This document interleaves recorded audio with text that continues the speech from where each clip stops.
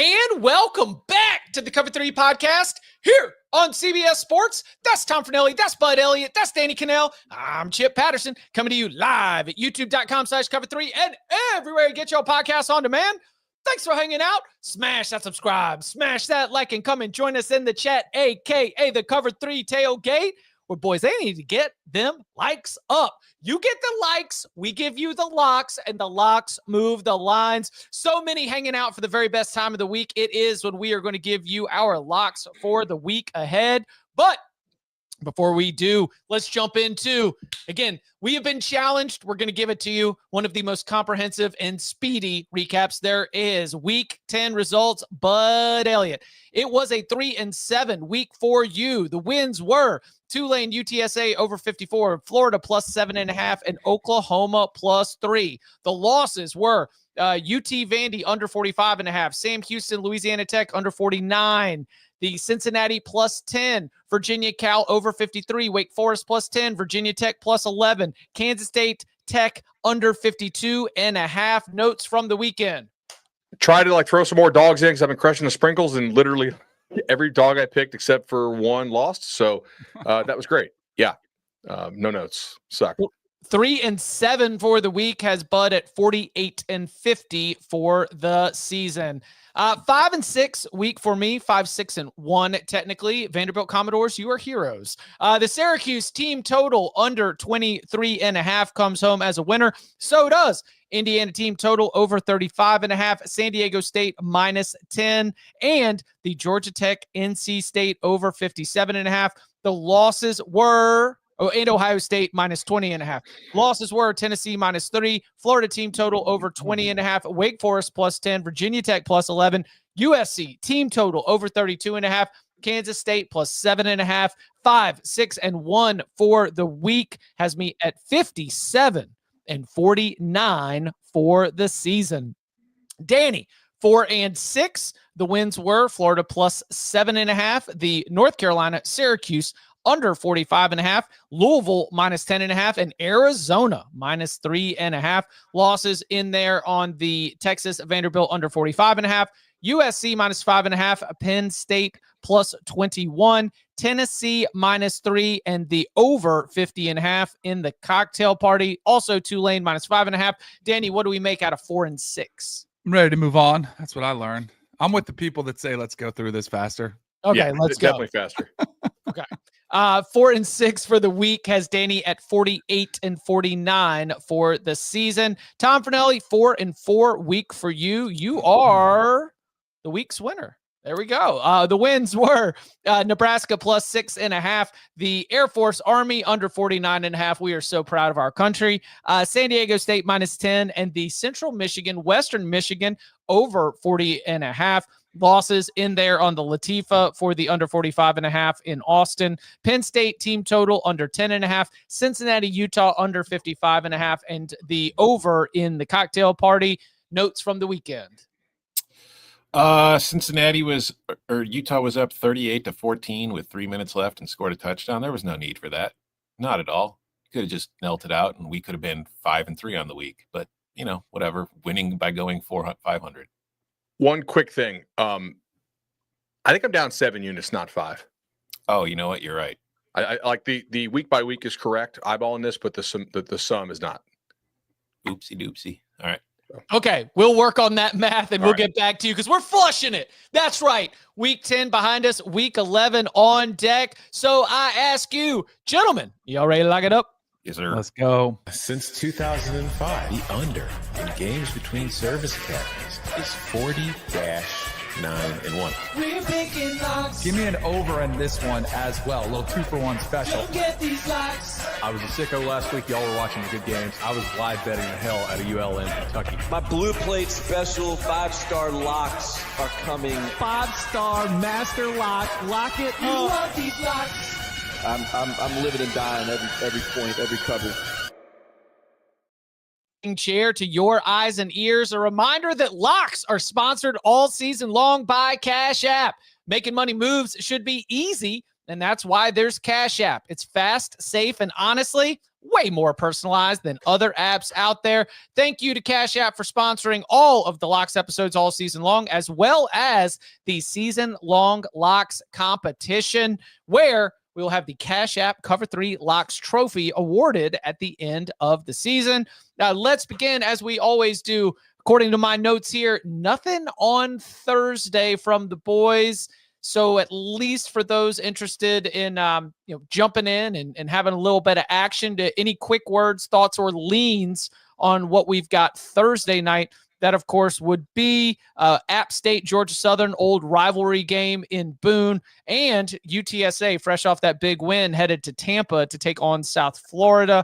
Anyone got leans here? I know we got no locks. I think that the value got bet out of USF. That opened 11. It was like 13.5 this morning. It's 14 almost everywhere. So I think that's probably the right move. I do think USF has some real juice. They look pretty healthy. But, man, your guess in Georgia Southern App State is as good as mine.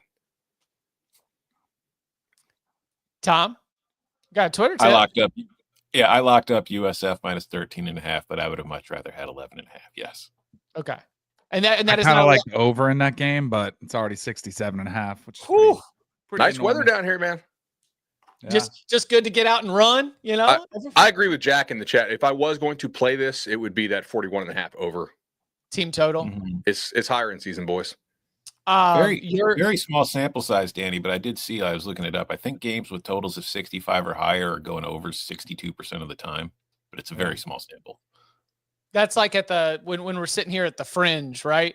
Mm-hmm. It's like the market won't let you get to a certain point on a total, but in reality, it should be even higher.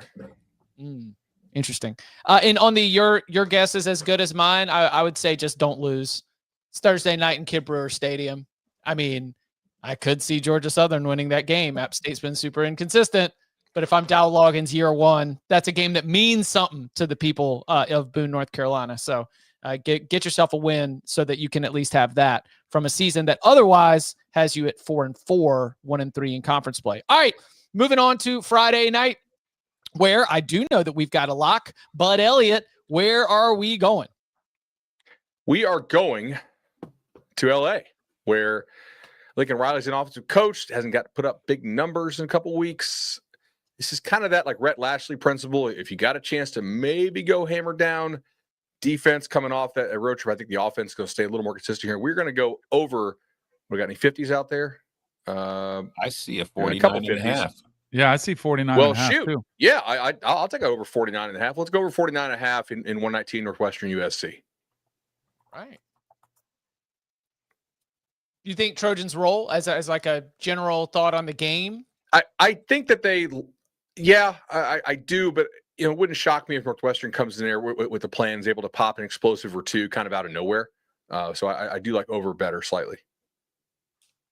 Interesting. All right, the other games on Friday night, no other locks, right?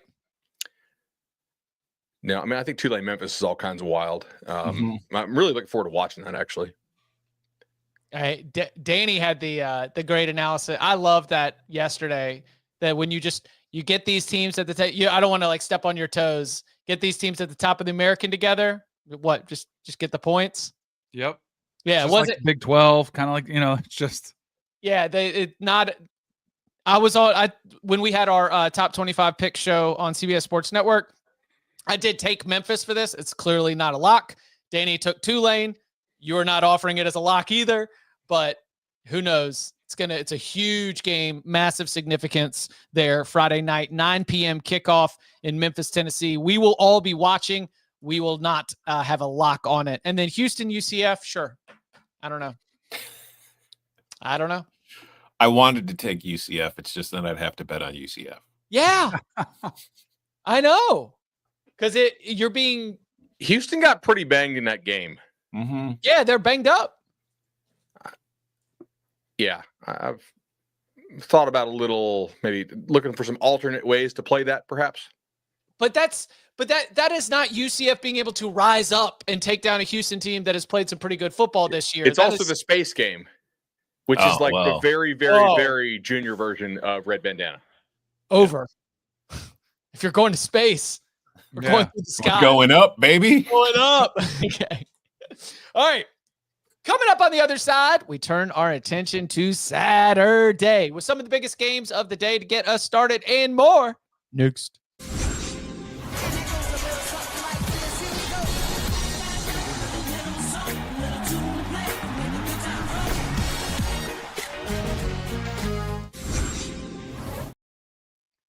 Back here on the Cover 3 podcast, we'll get started in Lubbock with maybe the game of the year. We thought Texas Tech Utah was the first game of the year, but now we've got another game of the year of the week in the Big 12. BYU going to take on Texas Tech. Gave it a really solid breakdown in Wednesday's big game breakdown. I encourage you to check that out if you want the X's and O's, the matchup factors, and more. It looks like, Tom, you've got a lock on this game. Why don't you get us started? Oh, and you also honors on T-Box. You won the week. Which game is this? Sorry, I was BYU Texas Tech. Oh, my play for this game is the under. We talked about it. We don't know if BYU can deal with this Texas Tech defensive line. That is the question that we deal with every Big 12 team going up against the Red Raiders. And I'm not overly confident in their offense's ability to be consistent. I don't think they're going to get shut down. I just don't think they're going to be having a 30, 35 point kind of game. And I also think Tech's offense in recent weeks has been just very stop and start and also very inefficient. And I think that this BYU defense, well, I'm not going to say that their defensive line is on the same level as Texas Tech's. I think their front seven's pretty damn good. And I think their front seven can win a few of these battles and keep Tech in check. So under 52.5.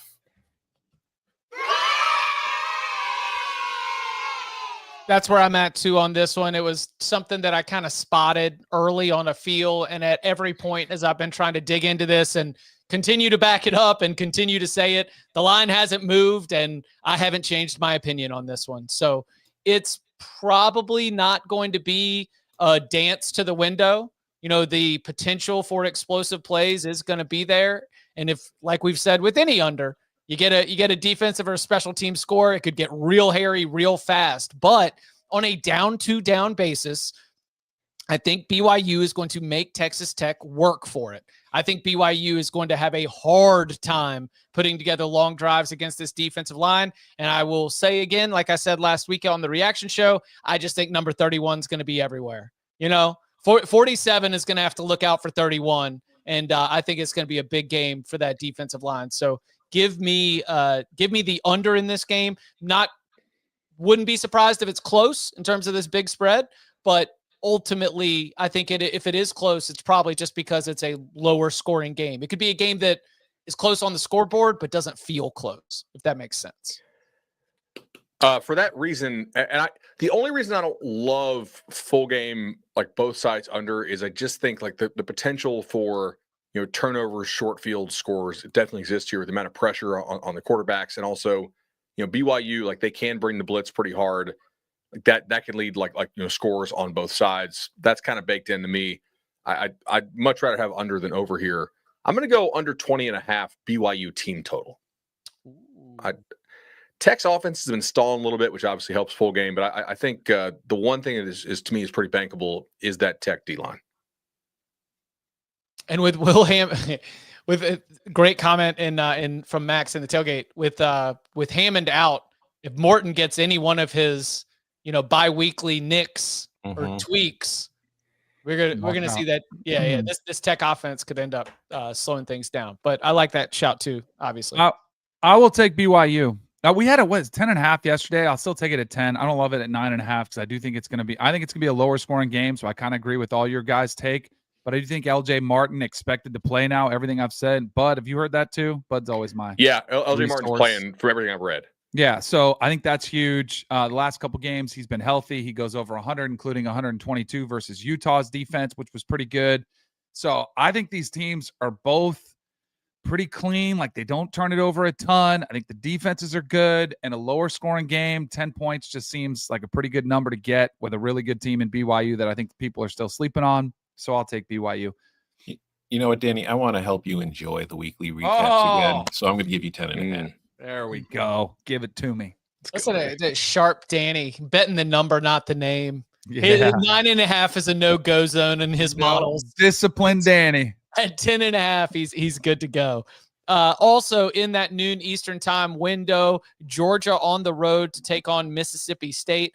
I've got 3 different ways I could play this. I haven't decided on which one yet. I don't see anybody else in the dock. Is anybody else jumping on this?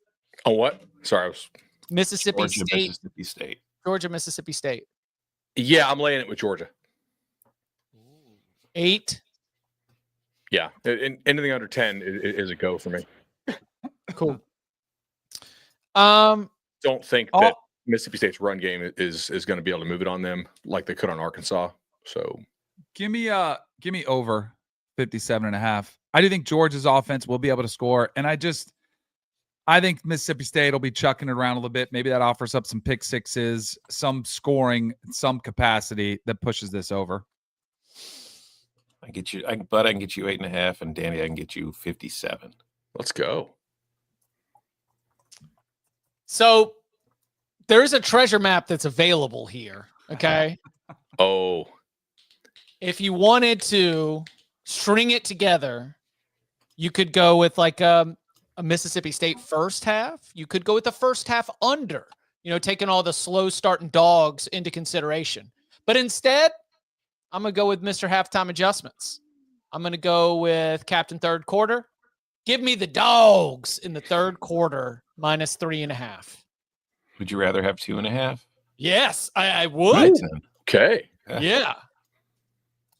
Yeah, the full treasure map is to say slow starting dogs could lead to either first half under or Mississippi State first half, third quarter adjustments, then Georgia full game. Shoot, you could do 4 legs on that. Yeah, I'm glad you're back on your pre-flop bets. You haven't had a second half, third quarter, kind of fourth quarter bet since week 7. And I think go. was that a winning week? It was. You went 5-4 and you won that bet. Okay. See? This is about getting back to fundamentals. We don't get an off week. So that's on us to be able to get into the lab and make sure that we spend some time working on fundamentals, working on ourselves. You give me the dogs in the third quarter. Generally, while we acknowledge it would be very college football and the sandwich spot and everything we said there, does this mean that we think Georgia, obviously Bud, clearly, Danny, Tom, we think Georgia takes care of business? Yes. I think so too. Yeah. I just did the math for you, Chip. And on your second half pre-flop, third quarter, and fourth quarter pre-flop bets on this pod, you got the last one correct. That's the only one you've gotten correct all season long. You are 1-4 on these. He is due.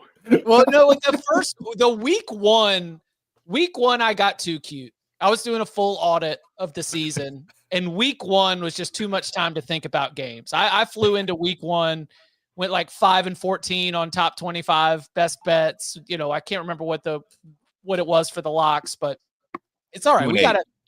Yeah. See, Liz, that was too cute. All right. I'll tell you what ain't going to be cute. I'll tell you what's going to be. This is why I got my gut check Saturday. How bad do you want it Saturday in Iowa City? Because while we have acknowledged that both the Iowa Hawkeyes and even the Oregon Ducks are very familiar with cold and wet, maybe slushy, maybe snowy later on conditions, we got a little weather alert Saturday for number 9 Oregon taking on number 20 Iowa. Who's got a luck?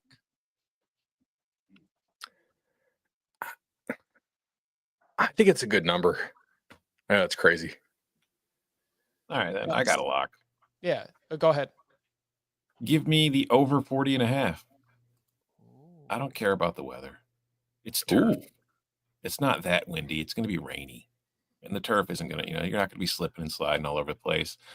And I think that, the total was at like 44 to start, I believe. And all the weather talk is what's knocked it down this low. So give it to me. I will take it. Hell, there's a path. I don't think it's the most likely one. There's a path Oregon gets there by itself. We saw it last night with against Toledo against Northern Illinois. The total in that game was 41. Toledo scored 42. So, yeah, over 40.5. Last night was also a big, how many times has the candle burned you? Upset alert for Toledo. Nah, not with this Northern Illinois team this year. That's the problem is principals have to take into consideration the other team on the other sideline as well. Mhm. I think if you had bet only MAC games in which Jason Candle's a 3-score favorite money line, you'd be up like a good bit. Right. Which is why you could, I understand why, but it's just always funny when it's like you cannot blindly do that. You have to take into consideration what's on the other side. Is it profitable? Yes, but I think you could blindly do like. But I'm saying the average fan does not have the bankroll to blindly bet the entire sample size. But I do. So maybe I'll just blindly go against Toledo when they're a 3-score favorite every time. No. Which, yeah, that's fair. Give me the Ducks. Yeah, that's where I'm at. I think the demise of Oregon has been a little bit greatly exaggerated about how all of a sudden, I mean, I see a lot of people calling them out, a lot of people saying, oh, Dante Moore. Do we realize they put up 750 yards of total offense against Rutgers just a couple weeks ago? Like, I know the Wisconsin game wasn't great, but they had a really nice bounce back after the Indiana game. I still think they're the better team. I think they've got the more well-funded team, which does matter, as Phil Parker alluded to. And I don't know. I've just seen enough where I think Oregon's defense should be able to slow down Mark Gronowski and company. Oh, no. Bud and Danny are both picking against Iowa. The chat's going to say, I hate the Hawkeyes. Wait, hold on. What's Bud's not picking against Iowa? I'm not picking against Iowa. I'm sorry, Danny and Chip have lock agreement. I'll get blamed for it. The Iowa fans say, I hate Iowa. Who was the I love Iowa. Remember when Tarkanian said that the NCAA was so mad at Kentucky that they punished Yes. finish the line here. Somebody remembers Punished UNLV. Yeah, exactly. No. It was punished Morehead State. Morehead State, there we go, yeah. Another one of those small schools in the region. Yeah. Okay. So any other, and then Bud, you're thinking thoughts on this game? I mean, I do think Iowa can probably block Oregon. I just don't know if their skill guys are good enough to really make that matter all that much. I mean, I may have a thought later. We'll see. Ooh, Cleveland State, by the way. Thank you. Cleveland State. There we go. Yes. Thank you, chat. Yeah. We appreciate that. We appreciate you always. Okay. Then taking it on into the night slate. Scott Stadium, Wake Forest going to take on UVA, who saw their logo, that little V with the tiny little swords. It was in the bracket that they put on television. Look at us. Can they handle the success? Anybody got a lock? Lay it. Ooh. Lay it with the Wahoos. I don't think this is the spot. You want to fight it? I got to catch you. So Yeah, come on. Let's go. this is more. All right. The lean becomes a lock. Yeah. All the lock fight. All right, go. Let's fight it. Fight. All right. Down 4, back, high kick. Give me +7 on Wake. Yeah. I just, that's a lot of close wins for UVA. I don't think these teams are all that different. As much as Iowa fans think I hate the Hawkeyes, that's how much Bud hates Virginia. And I've got 6.5, right? Yeah. Yep. For the Wahoos. Yeah. I think that Jake Dickert has done a phenomenal job at being able to put together a solid football team, but buddy, they are limited offensively.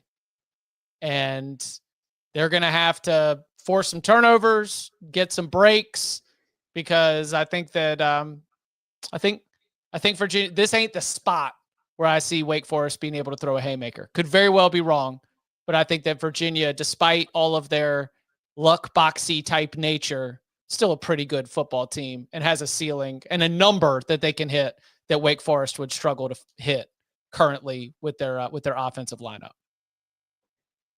All right. Then LSU at Alabama, Bryant-Denny Stadium. Anybody got a lock? Game gets its own segment. Listen, it's got an LSU and it's got an Alabama. No picks? I mean, there'll probably be 1 or 2 thrown. Ah. I'd lean towards Bama. I just don't know if you're going to get that big bump that people think you're going to get from the interim coach. I don't know. Are you going to get Michael Van Buren sprinkled in there? Like, what's going to change the offense? You know, Ty Simpson's been dealing. It's a little scary for me because Bama against the blitz has been not great, and LSU is going to blitz like crazy. Mm-hmm. But I'm going to go ahead and lay the 9.5 here with the Tide. All right. I don't trust LSU. Yeah. And really haven't all year. So you're locking that up, to be clear. Yeah. Yeah.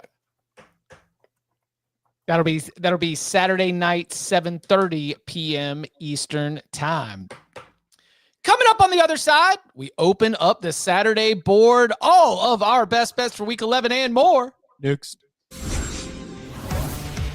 When you need your sports news all the time, we've got breaking news to bring to you. CBS Sports HQ gives you a snapshot of all the sports that matter to you. When you need your sports in a snap, find it on CBS Sports HQ. Streaming free anywhere you are.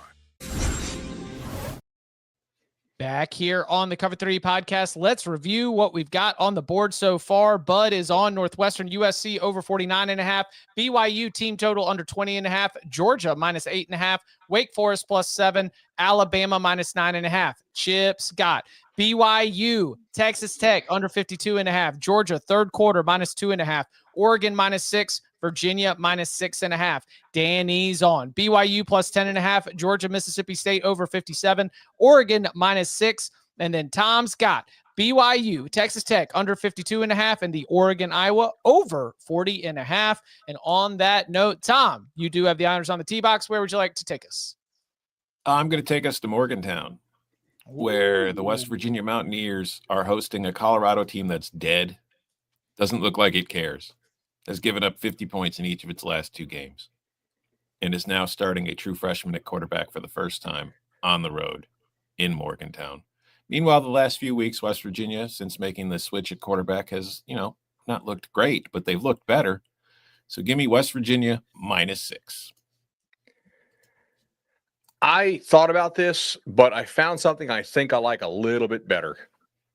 Give me Colorado team total under 25. There's been some noise about a change in play caller. Sanders wouldn't confirm it this week in the press conference. I'm just not really sure that I trust this Colorado offense to go on the road and do anything. Profiting off their downfall. Oh no! Come on. He's saying all the right things, like about being back next year. I don't know about that. We'll see.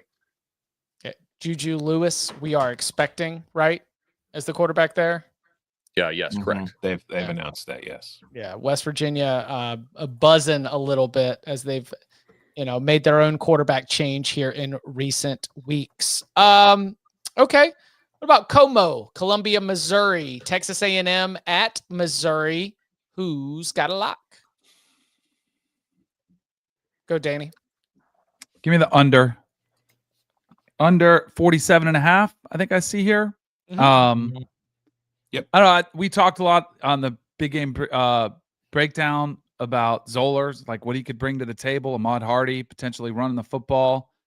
I think Missouri's defense is the thing that I think presents the biggest challenge. Like if Missouri is able to hang in this game, I do think it'll be because of their defense, which is pretty good, and they have been tough at home. I think that's the one thing that could be problematic. So I like a lower scoring game. And Eli Drinkwitz could be in his bag and maybe get something going for Zollers, but he still is a young quarterback. I don't know. I still think that could be a struggle. Let's have a little fun, right?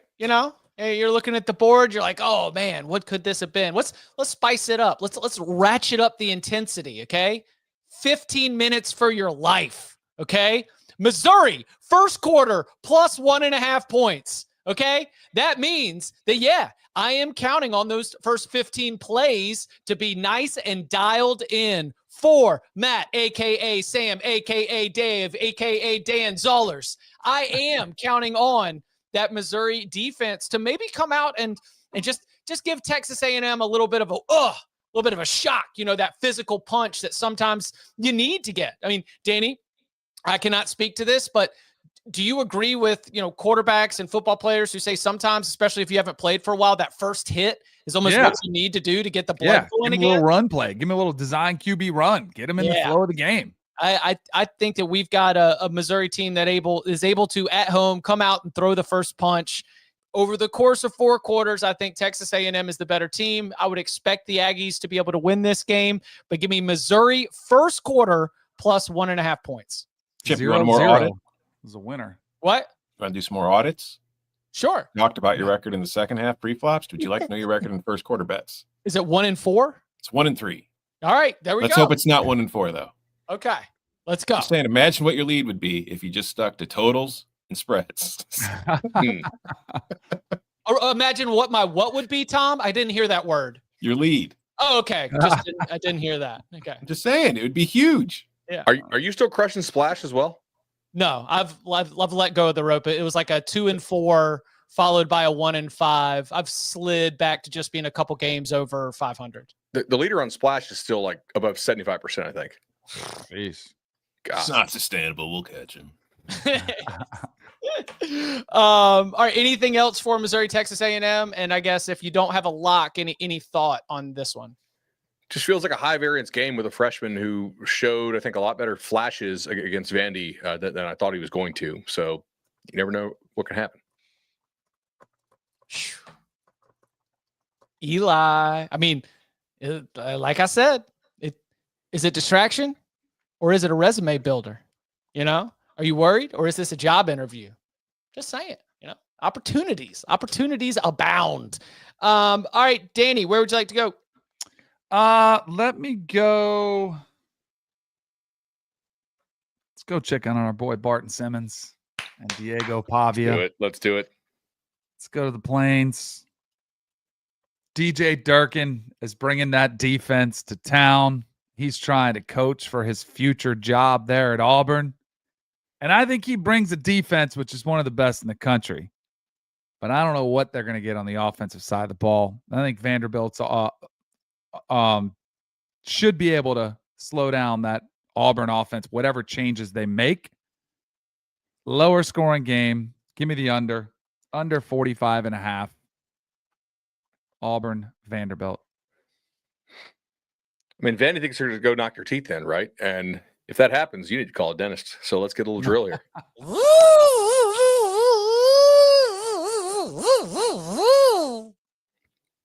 What a beautiful cover by the Commodores last week in Austin. What did he bet? He bet, I don't know what he bet last week. All right. Ole Miss first half, team total over 17.5, and Arkansas minus 4.5. Okay. So let's stick with their game this Saturday. I'm always a little leery of betting against teams in their first game after their coach gets fired, but Auburn still has extreme offensive inabilities. Vanderbilt also has struggled to score except against really good defenses. So I expect, or good D line. So I expect somewhat lower scoring game here. Auburn's team total in this game is 19.5. They've only gone over that number once in SEC play this year against Arkansas, which doesn't count, including a measly 3 points against Kentucky last weekend. They averaged 15 points per game in SEC play with the Arkansas game included, 11.4 excluding Arkansas. I'm sorry, but unless the defense puts up some points, I don't see how Auburn gets to 20. Give me Auburn team total under 19.5.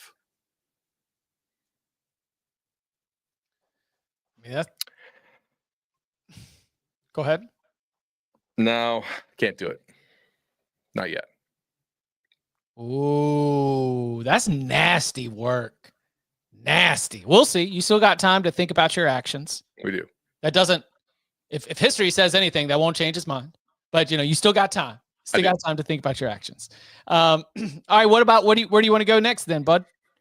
Let's go ahead and let's get sick with it. We got 2 today. Oh, yeah. It's time for sicko mode. Let's go. I'm a little bit lower on some of the teams in the bottom of the Sun Belt. If things go wrong, they could be like UMass, UConn. That's kind of like sicko mode of a sicko mode. By the way, from the book of It Pays to Watch Live, all those overs on USC are now wiped out, and the best in market looks like 51. So that got bet pretty hard. All right. We're going to go to East Carolina, team that plays a little bit of salty defense, good attitude, big favorites in this game. They're looking a little bit better. Charlotte is lucky that UMass exists because, man, if not, Charlotte would be potentially the worst team in FBS. We're going to go Charlotte team total under 14. That offense just does not look like a functioning unit to me. So if ECU doesn't turn it over deep in their own end, I would expect ECU to hold them under those 2 touchdowns. And then we're going to go to, is it Ypsilanti? Yep. Yeah. Eastern Michigan? Yeah. Yeah. I just think this is a real big difference in terms of quality of coaching. Bowling Green has scored 78 points in its 5 MAC games. And I'm getting Eastern laying under a field goal, Eastern -2 to take down Bowling Green. I really trust Chris Creighton quite a bit. Like I don't think he forgot how to coach. Transfer portal has not treated them well, but once they get into MAC play, I do think Eastern here rolls. Who's the coach for Bowling Green? You're saying that the coach for Bowling Green is Eddie untrustworthy. George. Yeah, okay. Yeah.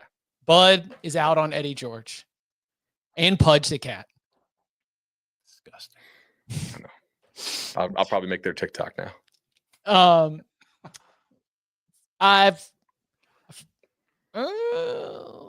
gonna hang back on that one. Have you guys seen the injury report for Florida, Kentucky? Yeah, I'm not hanging back on this one, so go. Okay, so everybody's out. DJ Lagway is supposedly there, but all of his top receivers are out defensively. And that's the thing is I can't even necessarily attack the full game under with confidence because we've even got key defensive linemen and linebackers that are going to be out. It looks like a laundry list. And if you are another SEC school, it might look like a shopping list because you're thinking about what you might be able to do in the transfer portal with these players that might be shutting it down. We're at the big checkout line. Give me Kentucky. 3.5s if they're still there. 3s if that's all that's left. There are a couple 3.5s, including on our friends at FanDuel. So, yeah. Play your game. Similar vein, under 44.5. If Stoops is going to win, I think he knows the path to winning. I know the quarterback is playing slightly better for them. But that feels pretty rock fighty to me. All right, Danny. There are a couple of ACC schools on the road this week versus a couple coaches that are in bad moods. Bill O'Brien is not a very good mood. I mean, he's been calling out the media. Is he ever in a good mood? Yes. He actually is. He's really fun to talk to. If you get him in a good spot. I used to not like him when I just saw him on TV and then met him a couple times in person, and he's totally different. Like it's pretty interesting to see that dynamic unfold. Unfortunately, this time though, I'm going to go against my guy Bill O'Brien. SMU traveling up to Boston College. I know it's the red bandana game, and oh boy, and there's somebody's probably going to try to fight it. Somebody who might be leading this contest might try to fight it. But SMU, I think they're one of the guttiest teams out there. I think they're one of the best 3-loss teams in the country. They're going to go into Chestnut Hill and get a big win, lay the points. You like that? They're one of the best 3-loss teams. Hang up banner. Yes. Hey, they're still alive in the ACC race. Don't even forget about that. I don't care if Kevin Jennings is on one leg. It's not going to matter. Give me the ponies. Wrong one. Fight. Yeah, I knew I could lure him right in there. I need to cut into that lead. The sun is shining and we're fighting. What's up, Trevor? That was so good. That was funny. Bill O'Brien at his best, in my opinion, when you get him in storytelling mode, because he's a football lifer. He's been everywhere. Like, obviously there's a lot of ties to, his time with the Patriots, but just, you could talk about when he was an assistant at Duke, and he's got stories about that and what that experience was like. So, yeah, I agree with you, Danny, but that's not what's informing me. It is, yes, red bandana. It is an early kickoff. It is Chestnut Hill. Have you seen the helmet? No. The helmet looks awesome. I mean, obviously they've incorporated the bandana into the helmet, cool. Full uniform getup, and that fiery message. He said, "That's what I'm telling our team."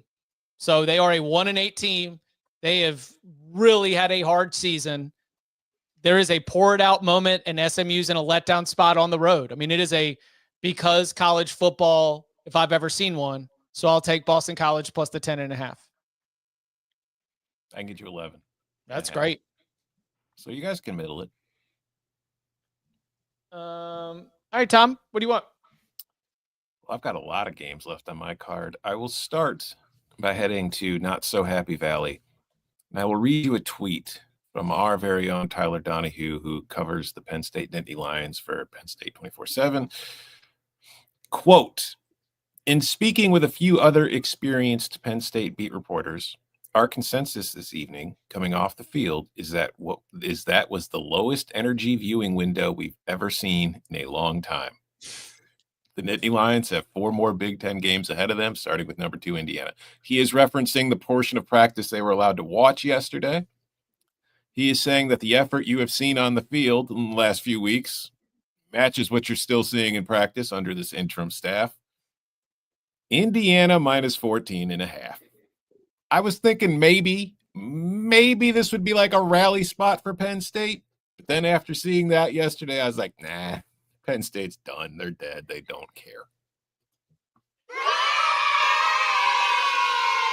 So I saw that tweet after putting in under 48.5, kind of building on the Penn State's just sort of going through the motions. But now I'm concerned that Indiana could come close to hitting that like on their own.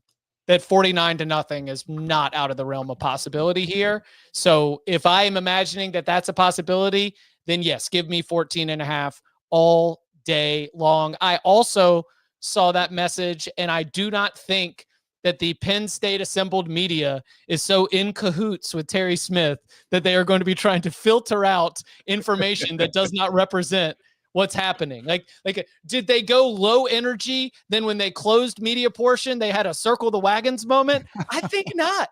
Just not going to be what I'm going to do for my bet, for my thought for this game. Yeah, lay it with Indiana and don't look back. Fight. All right. What? Yeah, fight. Just fight.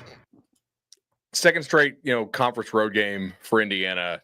Now that it's up to 15, it's just a hold your nose and bet the number thing for me. I understand my priors are probably wrong here. I get it, but just if I'm getting 15 at home in Happy Valley with Penn State, I'm going to take it. Thank you. Danny. I mentioned some ACC teams against coaches that aren't in that great of moods. Jim Mora, seems like he's been a little bit moody up there in Stores. And Manny Diaz and company are going up there. I actually like this one better than the other one because I don't need to get over 10. I got a single digit on this one.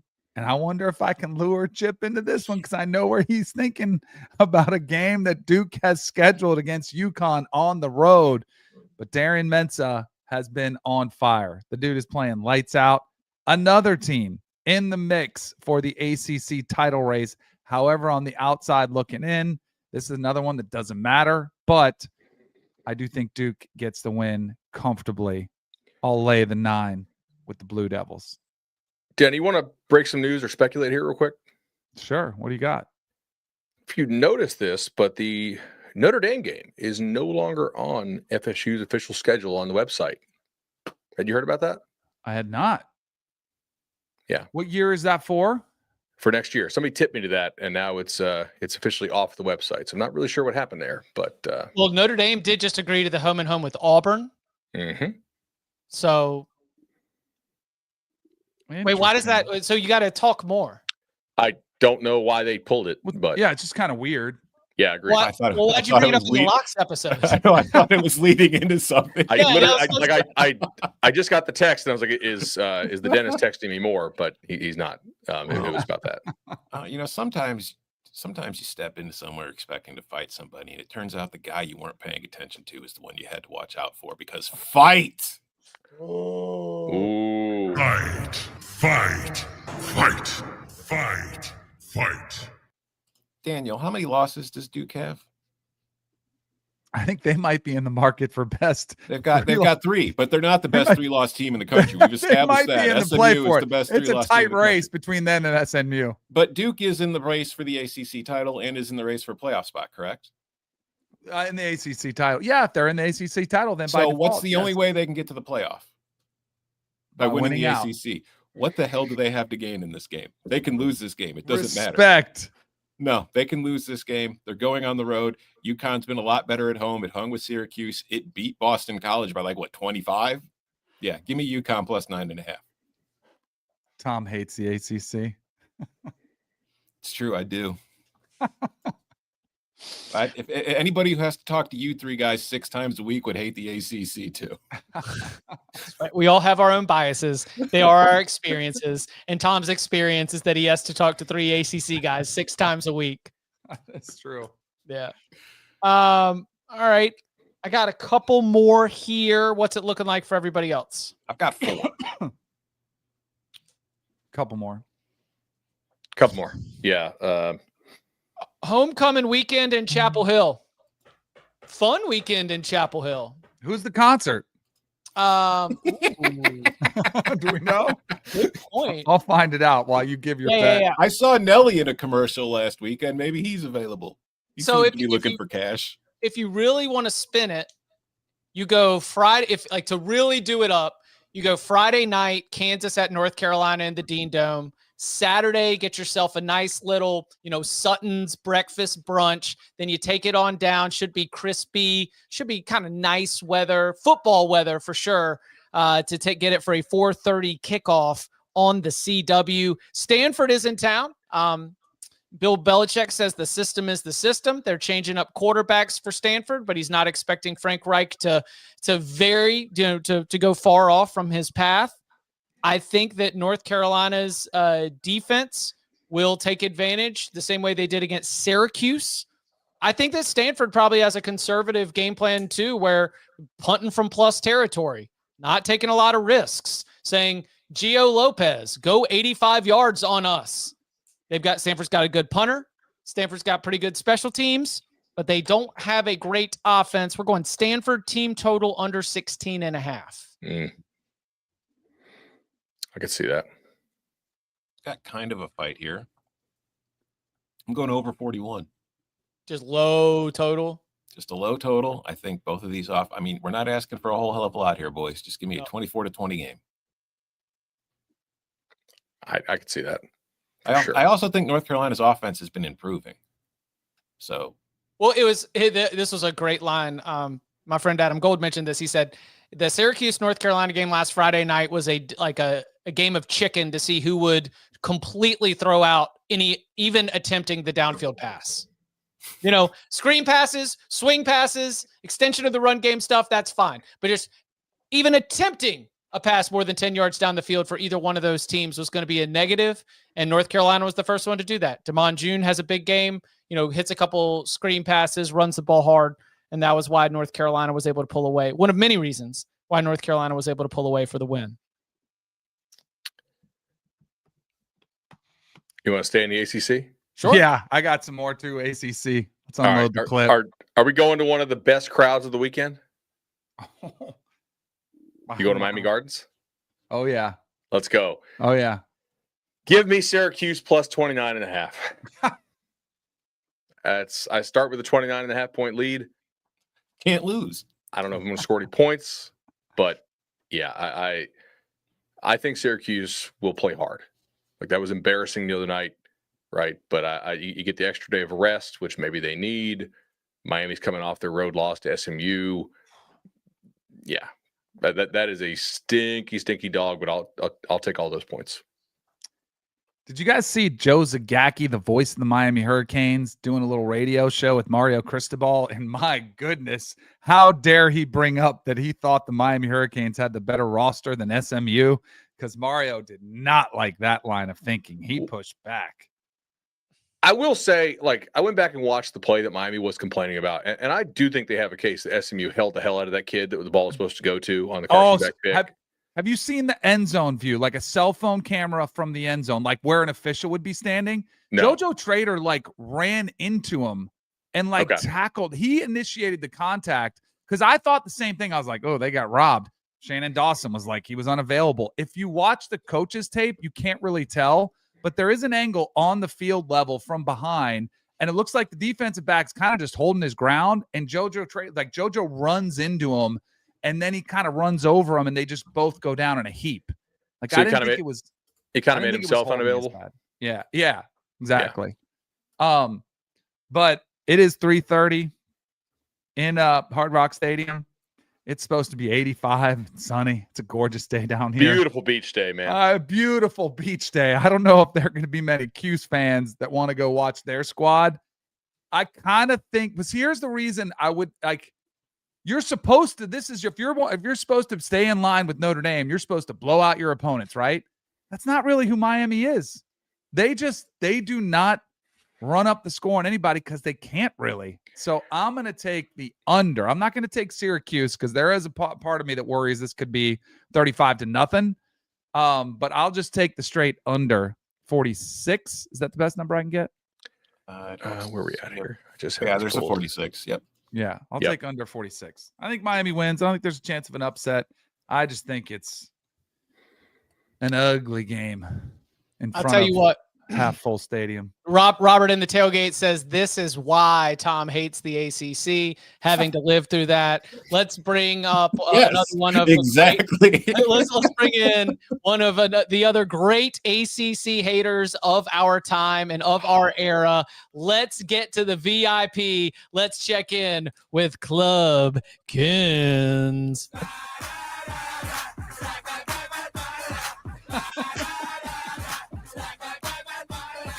Yeah. Back from Dancing with the Stars. Yeah, guys, it's been quite the week. So I will say I haven't gotten a chance to do like my full college football betting preview. But what I did get to take a look at, not the ACC, not being an ACC hater in this current moment, we're going to the game of the week, Tulane, Memphis. Memphis 3.5-point favorites at home, to which I will be laying it with Memphis. I don't know why they're still getting disrespected. They had one hiccup, okay? And I know their quarterback's always questionable, but then he keeps playing. So I'm going with a pretty solid chance he is going to play. And Tulane just got spanked. So I don't know why we're not drawing any attention to that. So I feel like Memphis in a must-win spot. I mean, every game is a must-win at this point, but I would like to take the 3.5 at home with Memphis. Okay. That's, it's interesting. It was a stay away for all four of us. You're the only one that's brave enough. The confidence to step in, to get on the other side of a market that's taken this from 5.5 to 3.5. I mean, you're saying you are smarter than the market. That's what Mackenzie Brooks says. That is what they say, Chip. Those are the rumors. Absolutely. Anything else got your eye? That we've got obviously that. Are your Bulldogs on upset alert, you think? Ooh. Whoa. I'm just asking the question. No, I truly think the floor was only beating Florida by as little points as we did, which obviously could have been an even bigger win if Gunnar Stockton didn't kneel, which obviously was smart. But I just feel like they are truly ascending at the right time. Will not call them the Ohio State of last year by any means, but just thinking about that team and how we were questioning them up until the playoffs, I feel like this is the right timeline for this team. I mean, the chat is giving Kenz all kinds of shit about her dance moves. Like, she might have picked those up from Dancing with the Stars. Like, I don't know. Like this. Well, no, I think your chance all over in LA. It was crazy. That's where your chances of getting on the show though have diminished by some of the dance moves today. All right. People ask me what my goal is, what's my 5-year plan, what are your future goals? I'm I don't know what I want to do, but I want to be just well known enough to maybe be on Dancing with the Stars. And I don't know what that entails, but that's my goal. Just being an ABC employee. Yeah. Pretty much. I'm not an enemy like that. Yeah. I'm just giving the playbook as I see it. What great way to fast track yourself onto programming. We'll find something in the Paramount universe. Maybe we can get you on Bubble Guppies. I hear we've got some ins on the Bubble Guppy squad. All right, that'll play. We do. Any other picks you want to get out on record? Not really, truly. Hand up. I'm a little behind the ball this week, flying back. Today is my day to really unpack the college football slate. Maybe You'll be ready to rock and roll Saturday pregame show. Check it out on CBS Sports HQ, 10 a.m. Eastern time start. Kenz, great to see you. Welcome back, and we'll talk soon. Hi, guys. Bye. It's not exactly, good stuff. Not exactly sicko. It is musical. and it's musical in that we got to be banging that big old drum. Let's go Purdue first half plus 17.5. Ooh. Ohio State back in like bunker mode, showing nothing. I'm telling you, I was like watching that game last week, and it's just rearranging furniture. That's what it is. I don't know if any of you are like that, or if you've got like a spouse or a girlfriend. But it's we're just moving couches to move couches. We're just trying running backs out in different orders, and we're just seeing what's inside, outside. Let's give Julian this kind of look, see how he reacts. Just doesn't seem as though the goal is to do anything more than constantly run diagnostic tests and just feel out the feng shui of the room with different furniture in different places. It's to cover 17.5. It would require defensive special teams touchdown or scoring most every possession here in this game. So yeah, with a 1:00 start time, give me Purdue. Self-scout. Chip in first half plays. 13-7. Let me lock agreement then. Let's go. Because no lie,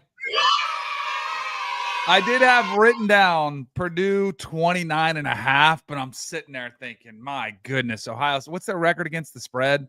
What are they, 7-1? Yeah. It goes back to the start of the playoffs last year where it's like 12-0 straight up, 11-1 against the spread. Yeah, but I'm like, man, that's a lot of points. I just take Purdue, but I actually really do like the first half number there because I do think they're so scary. They're so good. Like, could they be worried about Julian Sand chasing the Heisman? Like, do they keep throwing a couple touchdowns late? But I also think Barry Odom's defense has probably been playing better than anybody realizes out there. So that could be a little bit of a challenge. Not much, but a little bit of a challenge for the Buckeyes.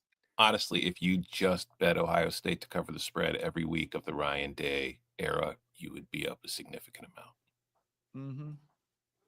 Mm-hmm. Yeah, Ryan gets a little disappointed about one or two first half drives that stall out. That's all we need, right? And then you've protected yourself from the get right that could come from the third quarter. Reminder, last year, Ohio State was the best third quarter team in America. All right. I've got one left. I have 3. Got a couple. All right, boys.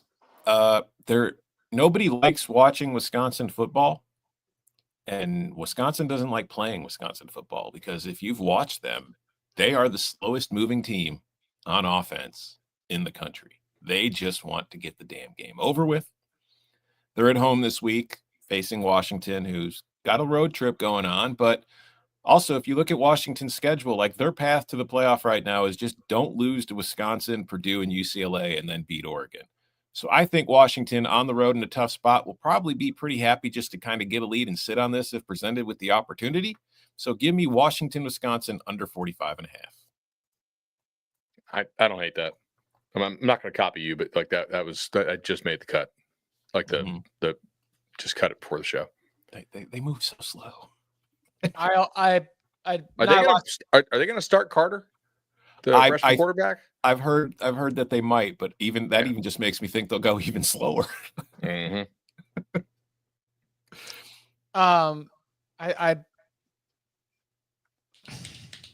Coastal Carolina -7.5 against Georgia State. Thought about that. Yeah. If there's 7s out there, then I will take it. One of the most unique twists of fate is when you go to your 4th string quarterback and you get better. Coastal Carolina's been stringing together some wins. They've been stringing together some covers since making the change. So I've clearly making an argument for Georgia State is very, very tough given all of the football that the Panthers have played so far this year. So I know that 7.5 is dangerous, but down there on the teal turf where the concessions are free and the vibes are great in the suburbs of Myrtle Beach, I will take Coastal to cover the spread. They're playing much better. They are. Yeah, did not have this on my bingo card, but a lock agreement on Coastal -7.5. They've just been much better over the last month, and the market hasn't really caught up. I would agree. somebody also I think is playing better. I'm going to lock up Liberty. Our friends at FanDuel laying 7.5, hosting Missouri State. I just think that team's getting better. I don't think they forgot how to coach. I like them here. All right, I'm good. I got one more. Bud, you mentioned earlier that if it weren't for UMass, that Charlotte might be the worst team in the country. You forgot somebody. Oh, can't say Sam Houston State. Sam Houston. Oh, yeah. God, Okay, they do suck. The dog doo-doo football team going on the road to play Oregon State. And Oregon State started off 0-7, but they played 5 Power 4 teams in that time. And then the last few weeks, even before their little 2-game win stretch, they started playing better. They've won 2 in a row. Now they're at home against a Sam Houston State team that has absolutely nothing to play for in this game, but has to get on the plane. And it's probably not a nice one and fly up there for it anyway. So give me Oregon State minus 19.5. Yeah. Actually, you know what? It's time for sicko mode. Let's go. Oh. I needed to acknowledge that we just had a pick on Oregon State Sam Houston, which that might get the lowest quality score of the week on the Chipalytics, because at least when you're taking Charlotte team total under, you're dealing with a quality team on the other side. Beavers and the Bearcats with a K. Whew. Tough scenes. Danny, you good? I'm good. All right. Tom? Good. Bud? Couple more. All right. All right. Where did it hold? Or did somebody bet it? All right. Give me JMU over 54.5 against Marshall. I think Marshall's quarterback's playing much better, and JMU scores quite a bit. Like, you watch how they kind of shot it out with Old Dominion. I think this could be somewhat similar there. And then where's the other one if it held? Are there any 6.5s left on TCU? Ooh, good shout. Yeah. Mm-hmm. I just think TCU is like decidedly top half of this conference, and they have not always played like it, but when they play well, I do like them to put up a good number. I think they'll play well here. Give me TCU minus 6.5. What did you get on James Madison? 54.5. Yeah. Under or over?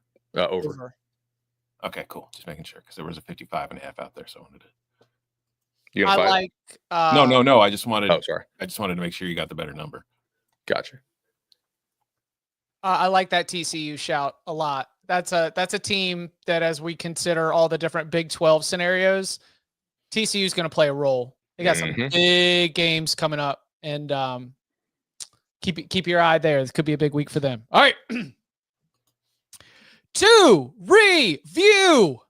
Bud is on. Northwestern USC over 49.5. BYU team total under 20.5. Georgia minus 8.5. Wake Forest plus 7. Penn State plus 15. Colorado team total under 25. Charlotte team total under 14. Eastern Michigan minus 2. Florida, Kentucky under 44.5. Syracuse plus 29.5. Alabama minus 9.5. Liberty minus 7.5. TCU minus 6.5. James Madison, Marshall over 54.5. I've got BYU Tech under 52.5. Georgia third quarter minus 2.5. Oregon minus 6. Virginia minus 6.5. Indiana minus 14.5. Boston College plus 11.5. Kentucky plus 3.5. Coastal minus 7.5. Purdue first half plus 17.5. Stanford team total under 16.5. And Missouri in the first quarter plus 1.5 points. Danny's got BYU plus 10.5. Georgia, Mississippi State over 57. Oregon minus 6. Duke minus 9. Auburn, Vandy under 45.5. SMU minus 10.5. Texas A&M, Missouri under 47.5. Syracuse, Miami under 46. Purdue first half plus 17.5. And time's on. BYU, Texas Tech under 52.5. Oregon, Iowa over 40.5. West Virginia minus 6. UConn plus 9.5. Indiana minus 14.5. Stanford, North Carolina over 41. Washington, Wisconsin under 45.5. Coastal Carolina minus 7.5. And Oregon State minus 19.5. And those were the locks, sponsored by Cash App. As you heard me say at the top of the show, new Cash App users can use our code and get free money. Just use our code, COVER3, send $5 to a friend within 14 days, and you'll get $10 right in your account. Thank you to Cash App for sponsoring this episode. Locks all season long and the season-long competition for the Cash App Cover 3 Locks Trophy. Coming up on the other side, we turn our attention to the Moneyline Sprinkles. Where will the Sprinkle King go next? We'll find out and more next.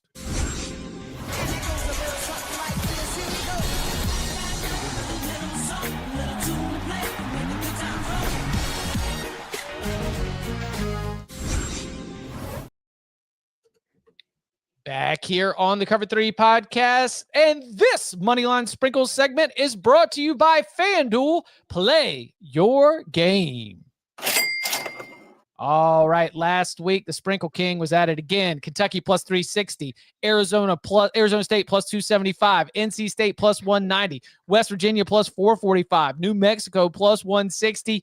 Only loss was UCF plus 155. That has Bud up to 24 units up on the Sprinkles for the season.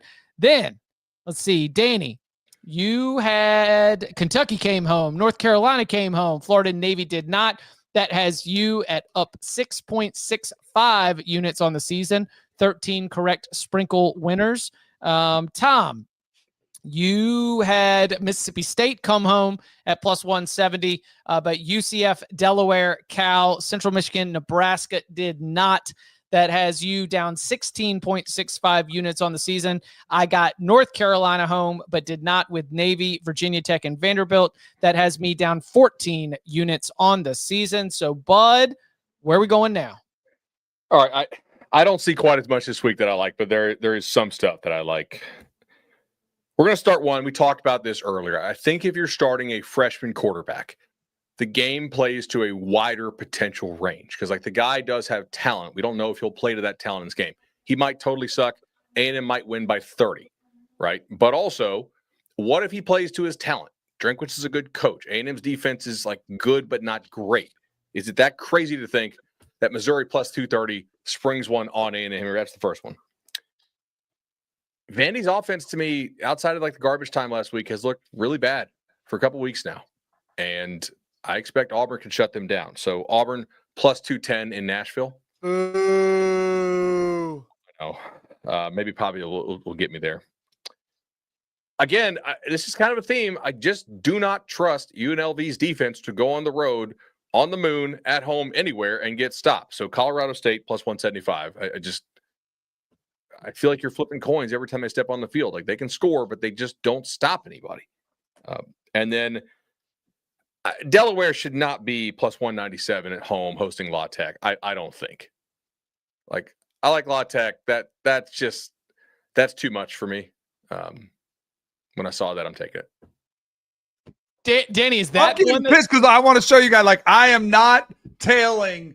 No.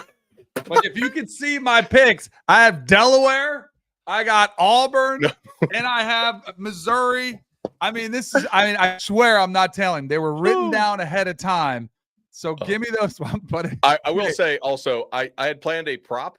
I thought we had some sprinkles left over from Halloween. Got like little, like the bat colored Halloween colored sprinkles, and looks like my boys killed them. So we have no prop today. All right. So I got Delaware. I got Missouri. I have Auburn. And then also give me Tulane. Pull off thought about that one too. Plus 145. I'll get you 150. Yeah. No. All right. Tom, you or me? You go. Okay. Boston College. All the way home. Not just the 10.5. Give me the full win on the field. OTF. Sun is still shining and they're still fighting. Now let's make it sprinkle. I will not take it against the spread because of the variance rules. I didn't want to be rooting for UConn to get a cover and hang around. It's either alt line or money line, and here's time for the money line. Give me UConn with Duke in town. 290. I'll take Mississippi State. Is that at 280?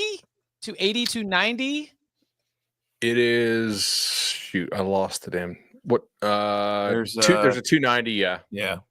Yeah, Mississippi State. Just a big there's cut. There's two 290s on UConn, by the way. Yeah, I got him at 290 on Okay, cool. Yeah. All right. Yeah. Yeah, I mean, if they were able to put a scare in Texas in this same stadium, maybe they're able to rise up and catch Georgia in a spot. And then I took the 3.5, so I'm backing this one up as well. Put my chips behind it. Kentucky plus 140, if I believe that is the best number that we get there. Just tough. If it is a close game, man, I would trust Cutter Boley and the Wildcats to be able to pull it out. So I'll go Kentucky. All right. I am also on Auburn plus 210. I am also on Boston College plus 360. I am also on UConn plus 290. And then my other ones that I have are BYU plus 320. Iowa, which I can hate, plus 205. And Cal plus 980. Cal at Louisville. Cross country. Card sleepwalking. Woo! He hates the ACC. I told I you thought guys he about that hated the too. ACC. Yeah. Miller, Feels like a spot. Yeah. Isaac Brown out. Isaac Brown out. Miller Moss has to go out there and get the job done. Maybe he doesn't. Maybe he doesn't. Feels like a spot. All right. So Bud is on Missouri plus 230, Auburn plus 210, Colorado State plus 175. They are playing UNLV, by the way. Delaware plus 197 against Louisiana Tech. I've got Boston College, UConn, Mississippi State, and Kentucky. Danny is sprinkling Missouri, Auburn, Delaware, and Tulane. And Tom is sprinkling BYU, Boston College, Auburn, UConn, Cal. I mean, Cal plus 980. That could be the one to bring it home. And then Iowa plus 205. And before we close out this sprinkles segment, I wanted to note, for the record, the tailgate is taking Navy on a Wouldn't It Be Hilarious? What? That's got to be like No what, chance. 1,200? 1,500. They might drop all the way to like 11th. I mean, They would. Hey, unless it's close. I mean, if they lose close, it'd be a good loss. Yeah, Navy yeah. only has one loss. Respect the troops. Navy, Wouldn't It Be Hilarious in Notre Dame Stadium, the 98th meeting of Notre Dame and Navy. No other opponent has played the Fighting Irish more in that storied program history. So yeah, maybe the Mids got something. Tailgate, that can be yours to celebrate if it does come home. I'll pass. And those were the Moneyline Sprinkles, brought to you by FanDuel. Play your game. All right. Any other games that didn't make the cut? I saw a lot of I saw some commentary. It did bring up some chuckles. You do have Duke UConn going on at the same weekend as a Kansas Arizona, big Elite Eight energy as college basketball is here getting started on this college football Saturday.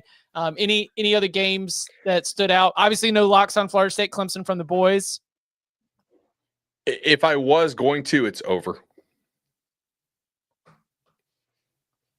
But who knows who shows up? I thought about Temple against Army. Didn't like it enough.